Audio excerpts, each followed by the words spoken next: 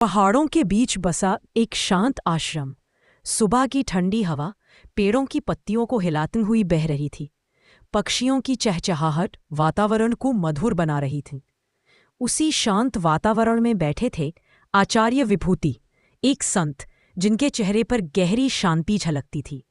एक दिन वहां एक युवक आया, आर्यन। उसके चेहरे पर थकान थो, आंखों में बेचैनी। वह झुककर बोला, गुरुदेव, मैं बहुत परेशान हूं। मेरा मन कभी शांत नहीं रहता। कभी क्रोध आता है, कभी डर, कभी उदासी। मैं क्या करूं? गुरु ने शांत स्वर में पूछा। आर्यन, क्या तुम अपने मन को जानते हो? आर्यन ने चौंककर कहा, मन को जानना? वह तो मेरा ही हिस्सा है। गुरु मुस्कुराए। अगर सच में जानते तो यह तुम्हें परेशान नहीं करता। तुम अपने मन की आवाजें जानते हो, उसका स्वरूप नहीं। उन्होंने कहा, चलो मेरे साथ चलो। लेख को सबक।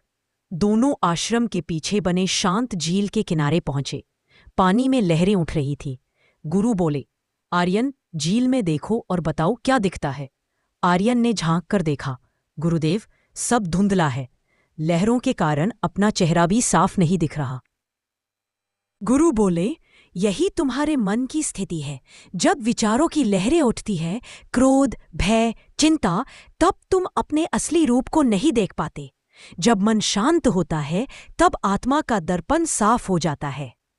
मन को देखना सीखो। आर्यन ने पूछा, गुरुदेव, लेकिन मन को शांत कैसे करें? जब गुस्सा आता है तो रुकता नहीं।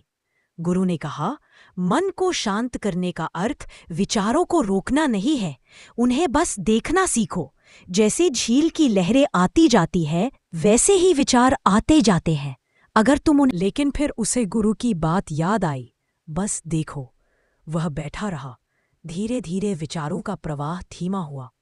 कुछ क्षणों के लिए एक गहरा मौन छा गया। उस मौन में उसे भीतर एक हल्की सी शांति का अनुभव हुआ।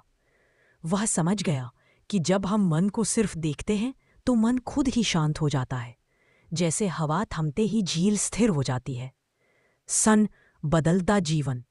कुछ दिनों बाद आर्यन ने गुरु से कहा, गुरुदेव, अब मैं समझ गया हूं। मन को नियंत्रित करने की जरूरत नहीं, उसे समझने की जरूरत है। जब मैं विचारों को देखता हूं, वे अपना असर खो देते हैं। गुरु मुस्कुराए। यही सच्चा ध्यान है, आर्यन। जो स्वयं को देखता है वही सबसे बड़ा तपस्वी है। जिसने अपने मन को देख लिया, वह संसार के किसी भी तूफान में अडिग रहता है। आर्यन ने झुककर प्रणाम किया और शहर लौट आया। अब उसके जीवन में वही स्थितियां थीं, काम, लोग, संघर्ष। लेकिन उसका दृष्टिकोण बदल गया था।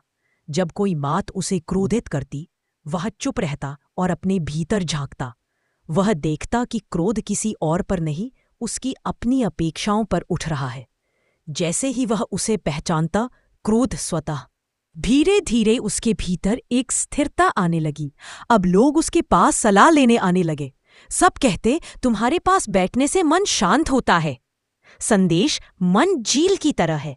जब उसमें विचारों की लहरें उठती है तो सत्य धुंधला हो जाता है। जब लहरें थम जाती हैं, तब आत्मा का प्रतिबिंब साफ दिखाई देता है। देखना ही ध्यान है, सजगता ही मुक्ति है।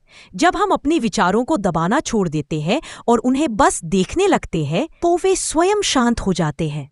यही आत्मज्ञान की शुरुआत है। बुद्ध ने कहा था, जो स्वयं को देखता है वही जागता है, और जो जाग गया उसके लिए दुख का अस्तित्व नहीं रहता। अंतिम भाव। आर्यन की यात्रा हमें यह सिखाती है कि शांति बाहर नहीं मिलती, वह हमारे भीतर है, हमारे मन के दर्पण में। जब मन साफ होता है, तब जीवन सुंदर लगने लगता है।